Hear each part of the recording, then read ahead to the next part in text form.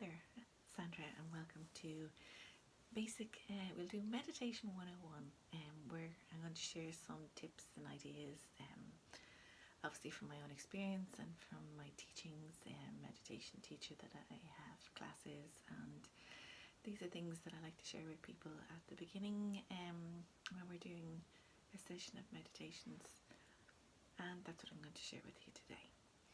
So it's just a brief video on explaining the basics, and what I might do is during the things is do a session of different types of meditation, which is what I teach people, and that people have an image of meditation being sitting in the lotus position, very still, stern, straight, focused, for hours on end, which is great for if you have time as a Buddhist monk to sit in meditation for a long time, because it's great.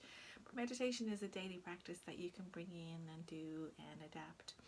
And that's why I love all the techniques that I use, and I always find them great because they're flexible and adaptable to your own needs, your own lifestyle, whatever is going on for you.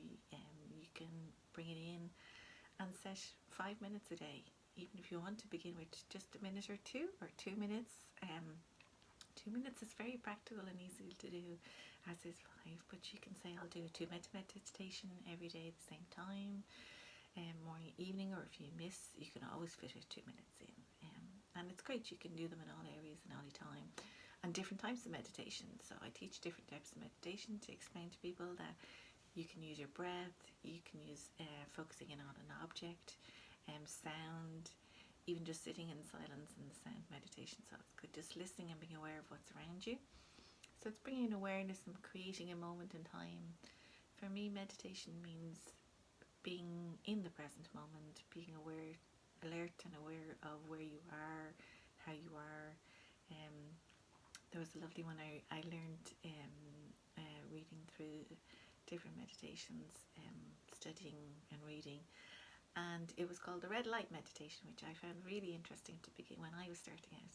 Interesting. So if you obviously drive, but you can do it as a cyclist or even as a pedestrian, when you're stopped for a moment at a red light, to just suddenly become aware of your breath, your body posture, what's around you, who's around you, just becoming awareness and just bringing yourself to the present moment, to how you're feeling, what's going on, how tense is your body, especially if you're in a car. So the steering wheel of, are you holding onto the wheel, how tense you are in your back, what's going on around you, and just take the second or a few minutes, because they say on average a red light lasts 2 to 3 minutes.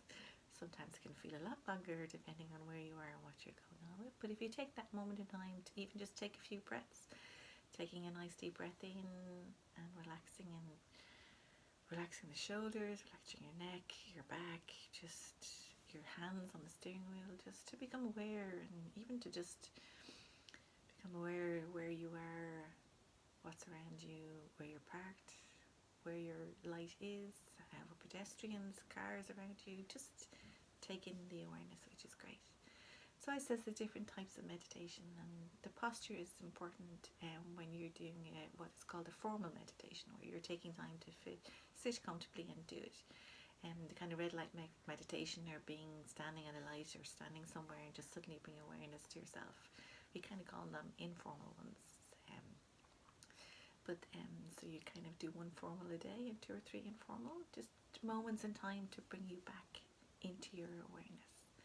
So for posture and for your standard meditation 101, the back and the spine being straight is always an important one. So whether you're sitting or lying down, so that allows for your breath, because it's important with the breath is always one that you anchor with.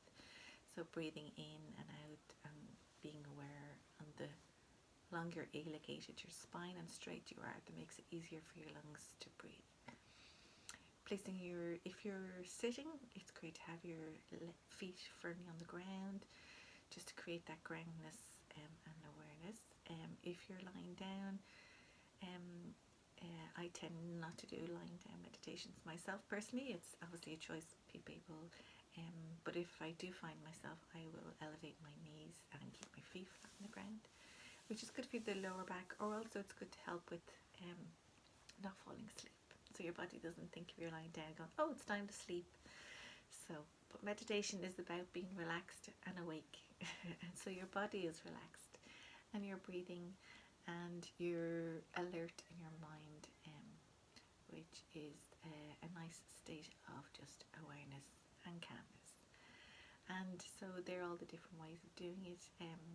When you're beginning first, it's finding where it is comfortable for you, even your area around you. Try and keep it clear, find a spot where you won't be disturbed.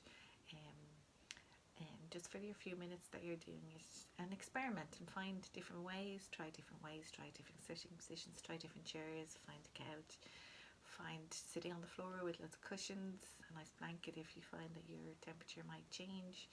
Get yourself comfortable. So these are all like little things to experiment and find and discover which is yours and what is favourite to you, what's adaptable, how it works. If you're going to have like 10 if you develop where you could go into 15, 20 minutes or half an hour meditations, then you do need to find something that's comfortable for you. So that's been the main things.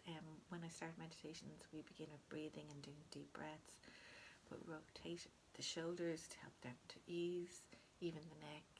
Everything is gentle movements, so just gently to kind of get yourself comfortable.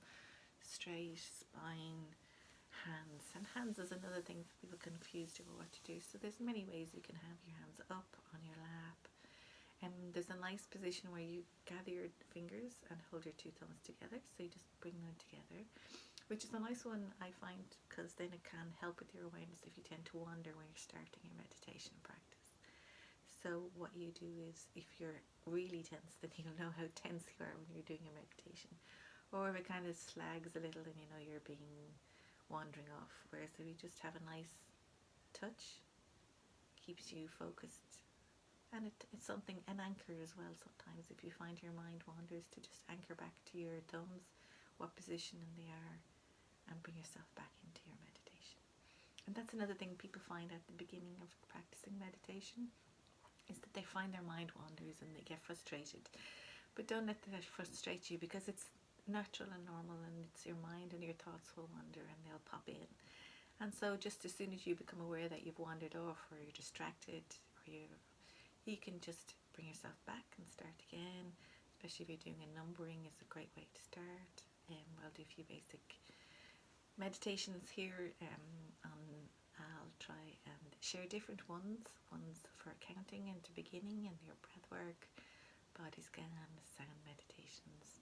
There's walking meditations, there's chanting, there's mantras, there's guided. There's so many to choose from that you can find something that works for you.